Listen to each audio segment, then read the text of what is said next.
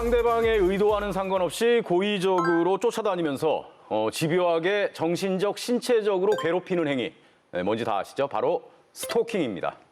야, 진짜 얼마 전에 아주 끔찍한 일이 생겼잖소. 네. 사실 낡아진 엄마 입장에서는요, 아주 무서워요.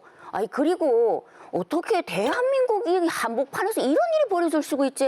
이 말이나 돼요, 이게 진짜? 네, 맞습니다. 온라인 게임에서 알게 된 여성이 자신을 만나주지 않는다는 이유로 무려 3개월 동안이나 스토킹을 하다가 결국 여성의 집에 몰래 찾아가서 일가족을 무차별히 살해한 노원구 세모녀 살인 사건이 있었죠. 스토킹하신 거 인정하시나요? 피해자나 유족에게 하고 싶은 말씀 있으신가요? 자기 안식처인 집으로 왔는데 그 집에 그 스토커가 있는 거예요. 얼마나 놀랐겠어요. 집에 들어갔는데 그 안에 자기 엄마와 사랑하는 동생이 정말 경악스럽다는 말밖에 떠오르질 않네요. 그렇습니다. 네. 그런데도 스토킹에 대해서 우리 사회가 조금 안일하게 생각하는 건 아닌가 뭐 이런 염려도 되고 또 나 자신도 스토킹의 위협으로부터 어떻게 벗어나야 될 것인가 뭐 이런 조금 궁금증도 있고 그렇거든요. 자, 오늘 알카드로에서 스토킹에 대해서 자세히 짚어보겠습니다. 가톨릭 관동대학교 경찰행정학과 문준섭 교수 모셨습니다. 교수님 안녕하세요. 예, 안녕하세요. 네. 자, 먼저 스토킹의 범주에 대해서 짚어볼 필요가 있을 것 같거든요, 교수님. 네. 우리 흔히 하는 말로 뭐 10번 찍어 안 넘어가는 나무 없다 이런 얘기도 많이 하고 네. 스토커들이 이런 얘기를 할 수도 있을 것 같아요. 내가 호감이 있고 좋아서 대시한 거고 애정 표현을 한 거다. 네. 네, 이렇게 얘기하는 사람들이 많이 있죠. 예, 많이 있습니다. 그런데 스토커들이 원체 다양하기 때문에 그거를 범주화하기에는 우리가 좀 무리가 있고요. 네. 그래서 그 행위들에 대해서 대처하는 방법 또한 우리가 찾기가 어렵습니다.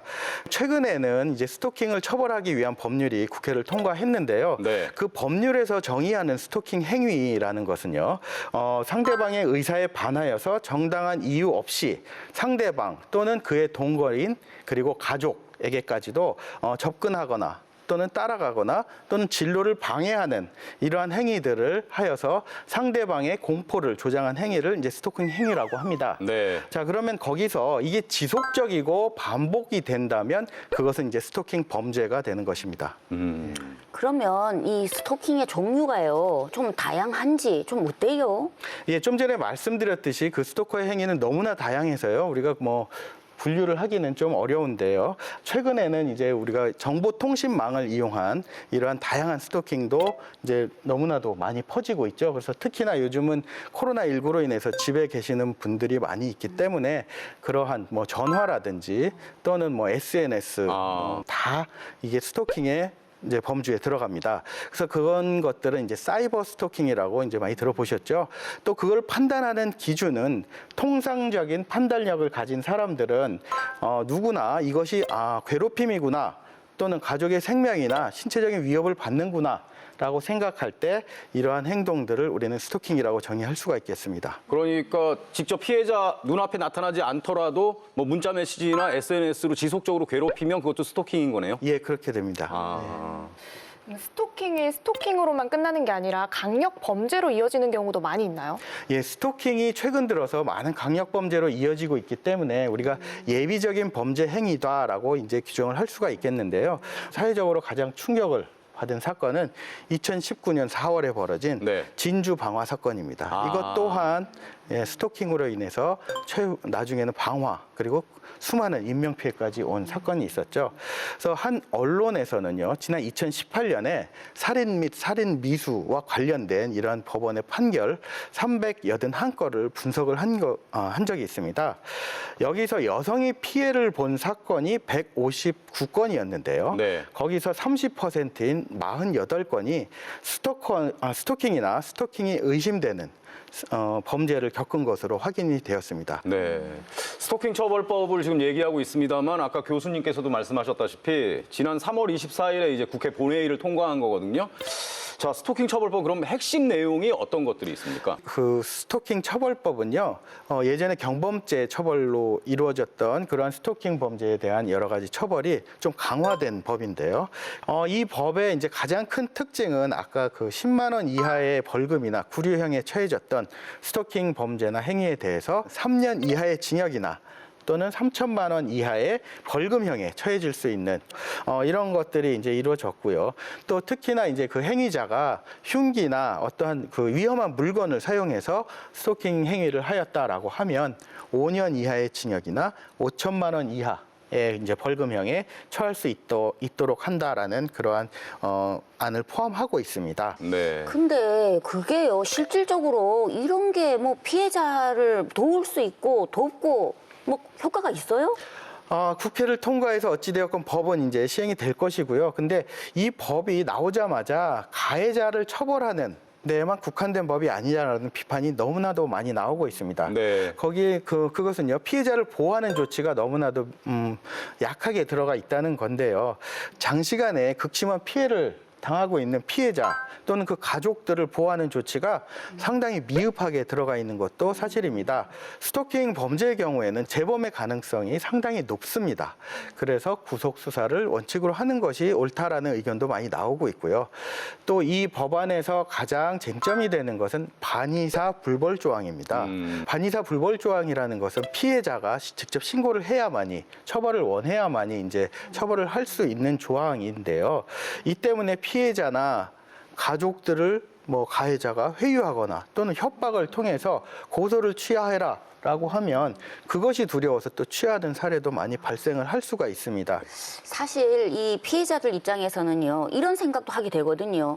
야, 이건 내 탓이 아니나? 내가 뭐를 잘못했나? 아니면 내가 행동을 잘못해서 이런 일이 벌어진 게 아니야? 뭐 이런 자책도 하게 되는데 이거 잘못 생각하는 거죠. 예, 그렇죠. 근데 어쩔 수 없는 상황입니다. 왜냐하면 처음부터 뭐 선물 공세를 한다거나 뭐 관심을 보이는 전화를 한다거나 뭐 메시지를 보낸다거나 하면 누구나가 뭐 저 자신도 누군가 그렇게 한다면 나에게 관심이 있어서 이러는 행동이구나 네. 라고 이제 하고, 나도 상대방에게 뭐 큰 거부감이 없으면 어떻게든 관계를 한두 번, 두세 번은 이어가게 되는 거죠.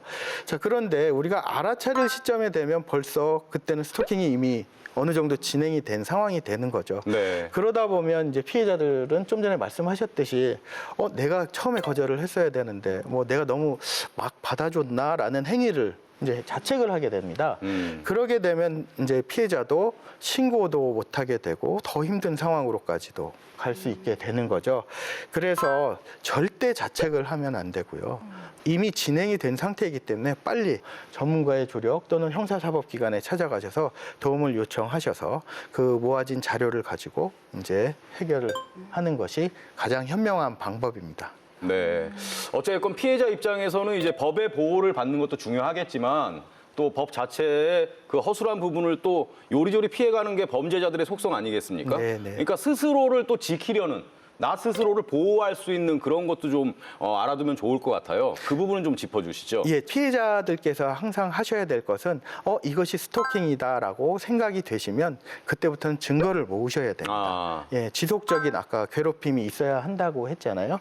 그런 것들을 조금 어떻게든 증명할 수 있는 증거를 모으는 것이 가장 우선이 되어야 하겠고요. 뭐 어렵겠죠. 그건 상당히 뭐 어려운 행위지만 그 이후와 관련해서는 이러한 행위에 대해서는 이제 전문가의 조언을 통해서 이렇게 해결해 나가는 것이 가장 좋습니다. 많은 피해자들께서 혼자서 해결을 하려다가 더 위험에 빠지는 경우도 많이 있고요. 스토커들은 포기하지 않습니다. 그러니까 강력 범죄로까지 이어지는 사례가 많이 나타나고 있기 때문에 피해자들께서는 혼자 해결하려는 행동은 절대 금물이 되겠습니다. SNS 활동도 좀 조심해서 해야겠어요? 예, 요즘 저도 이제 학교에서 학생들을 가르치다 보면 학생들은 항상 하루의 일과가 SNS로 시작을 해서 SNS로 끝나는 이러한 지금 시대가 되었는데요. SNS에 그러다 보니까 뭐 아무렇지도 않게 자기 일상 이런 것들을 막 올리게 됩니다. 네. 그다음에 또 자신의 프로필에는 뭐 우리 출신 학교부터 지금 현재 직업, 그쵸. 뭐 지역 다 올라가잖아요. 그리고 우리가 또 어디 갔다고 거기에 뭐 이런 뭐 해시태그도 달고 하는 그쵸. 것들이 어떻게 보면 스토킹을 저지르는 범죄자에게는 너무나도 쉽게 자료를 다 얻게 되는 겁니다. 그래서 그 SNS상에는 자신의 신상에 관한 정보를 최소화하는 것이 가장 중요하고요. 그다음에 어느 출신 지역이나 현재 자신이 일하는 뭐 이런 것들을 쉽게 노출시키지 않는 것이 가장 좋다고 저는 말씀드릴 수가 있고요. 네. 최근 사례에서는 그것을 보고 자신의 출신 학교를 추적해서 또는 자신이 다니는 학교나 직장에 찾아와서 실제로 스토킹을 간 사례도 많이 발생을 하고 있습니다. 네. 그러니까 SNS에 너무 지나치게 나의 일상이나 나의 정보 같은 걸 공개하는 건 네. 네, 나쁜 마음 먹은 사람들에겐 정말 아주 좋은 정보가 되는 거네요. 그렇죠. 예. 네. 상대방이 원치 않는 걸 행하는 건 말 그대로 그냥 폭력입니다. 네. 오늘 교수님 모셨는데 지금 함께 하시는 시청자분들께 이건 꼭 당부드리고 싶다 하는 말씀이 있을까요? 3월 24일에 스토킹 처벌법은 국회를 통과하였고요. 이제 10월 9일부터 정확히 이제 시행이 되게 됩니다. 예, 피해자 보호에 많은 비판이 일고는 있지만 그래도 스토킹을 처벌할 수 있는 이러한 법은 우리나라에서도 이제는 존재를 하게 됐습니다. 그래서 피해자께서는 절대 자책하지 마시고요. 주변의 도움을 청하시는 것이 현명한 방법이라고 말씀드릴 수 있겠습니다. 네. 스토킹은 남녀노소 누구나 표적이 될 수 있습니다. 누군가는 스토킹에 대해서 예고 살인이다.